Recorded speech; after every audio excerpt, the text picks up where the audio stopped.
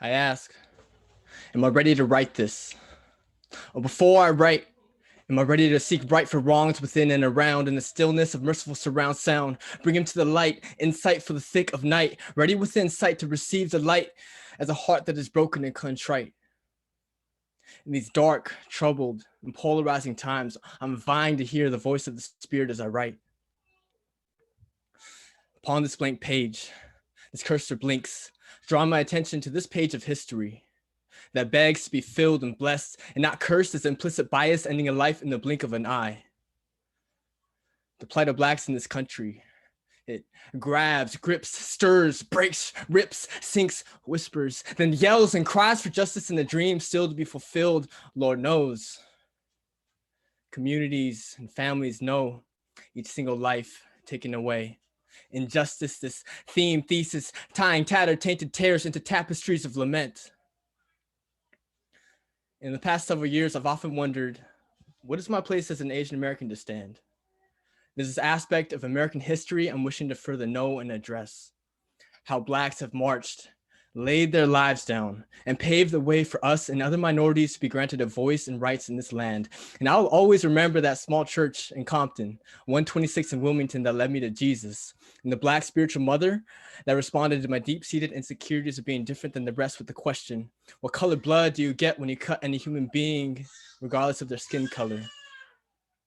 It's the same that deep blood, red, and I was led to join along with brothers and sisters of different skin, yet of the same spiritual kin, singing Kirk Franklin's Melodies from Heaven. And to learn to use my voice to affirm and uplift, be honest and speak out, and to observe and even dance the language of those streets, becoming an artist, and at the same time, the canvas. And to learn from a people who valued relationship over time, though it would be a struggle for this punctuality valuing Japanese Americans starting everything an hour late and ending out 5 hours later. See, though, it was this people that taught me what it could look like, feel like, and be like to be loved by God and by a people beyond borders. That gave me reason to write, to recite, to dance. This dance, our Jesus is real. And I want to be clear, I don't wish to romanticize my experiences. Within this church, I've seen deep imperfections, flaws, false teachings, people hurting people, a civil war. And to the point, I stepped away from this community, yet never cutting ties in a covenant of forever kinship.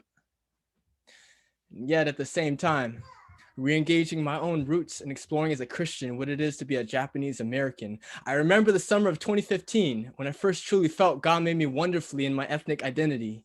And I've been digging into the beauties and the shadows, the brokenness and the redemption, and wrestling as well with my yellow privilege and how that automatically enabled me to experience a different quality of life.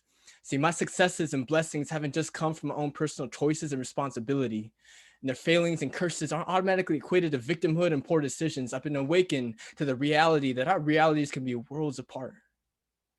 Yet with love and keeping in step with the harmonious will of our Creator, our realities, though different, could actually draw from life's same fount. All this time, I'm continually reminded of my past roots, imagining what shalom, what wholeness looks like for my friends in poverty, in the history of church hurts, divorces and broken up families, death of loved ones, and cries for help, feelings of despair in the void of silence, hearing the redemptive melody of the gospel to then experiencing a breakdown of harmony. What is it to share in the same life of abundance in our Heavenly Father in the here and now? I'll be deaf if I'm not listening to the voice of my God, and my brothers, my sisters have much to learn because I've tuned into the news. Their cries I've seen, I've heard, yet for many years has felt this resistance within to speak up and speak out, which has enveloped these letters of mine, delivering them into destinations of silence.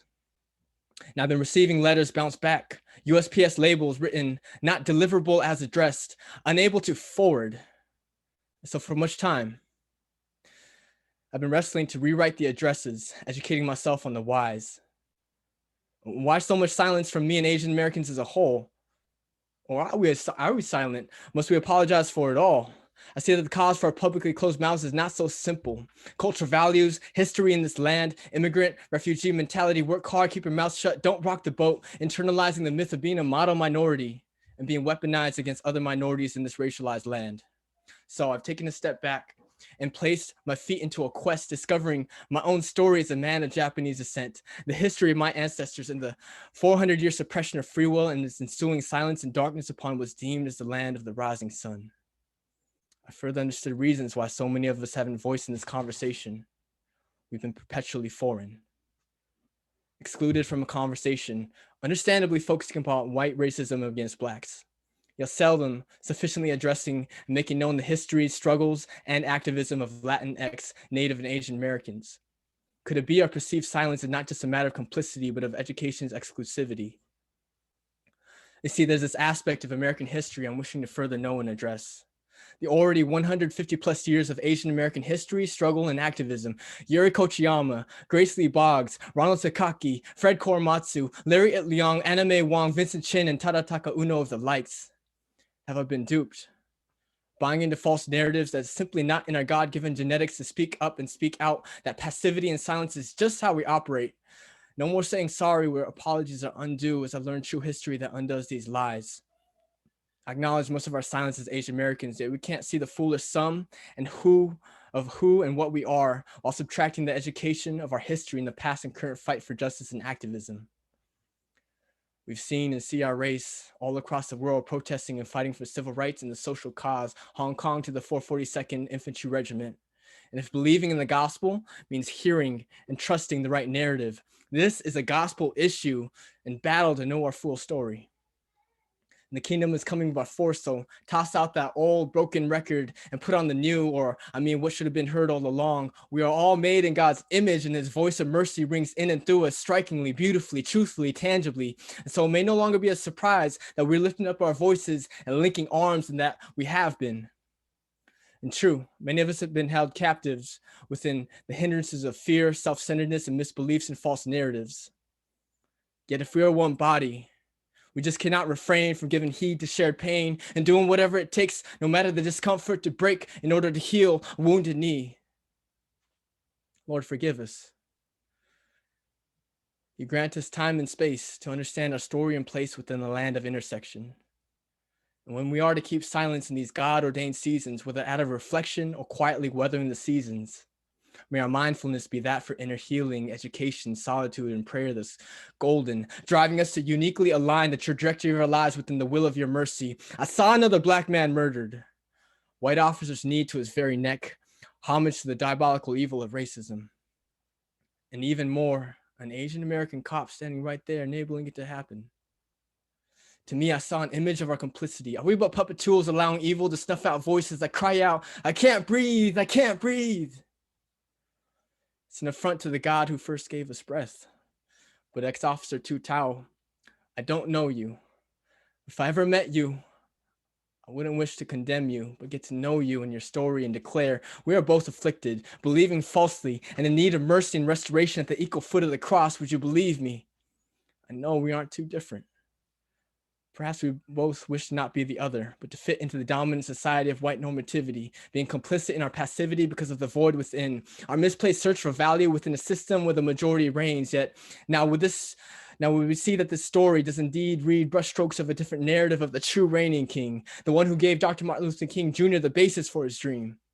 Lord, send us into the very heart where mercy is and lament arises into your ears and justice rains down.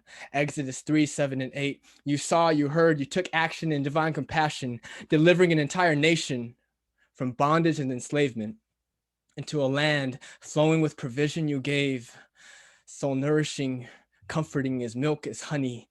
You would be their river, their peace, their God flowing in and through them. They would be your people, even in their wayward ways, kept in your hesed, steadfast, redeeming love always, your people. 400 years back to 1619, the year African slaves first arrived in America. 400 years later to the present, like the Hebrew people is God's people, might we see Yahweh mighty to deliver and redeem. Might we see Jesus together, the one who suffered greatest humility and injustice, the righteous son, torn apart from his father, breathing his last breath, yet brought back to life 3 dark days after death, uniting all people who believe in the risen son, blessing it in its perfected finality as the land of the rising sun, bringing us this message for holy union and oneness and diversity. So when we hear, when we see, Let us examine the color red. Consider the Lord, the God of mercy, whose blood shed to bring forth shalom, flourishing and restoration in all ways and with all people. Our Creator, who's made it possible for us to step into the very shoes He's handcrafted for us to walk in. The path of faithfulness He's calling our living, breathing souls to firmly plant in. Every step of the way, God who rescues, God who calls us to Himself as we are and as He sees us to be, sons, daughters, brothers, and sisters. We are different. Yet are we not too far off to hear the sound of His holiness when He calls? Can we hear it? Be still.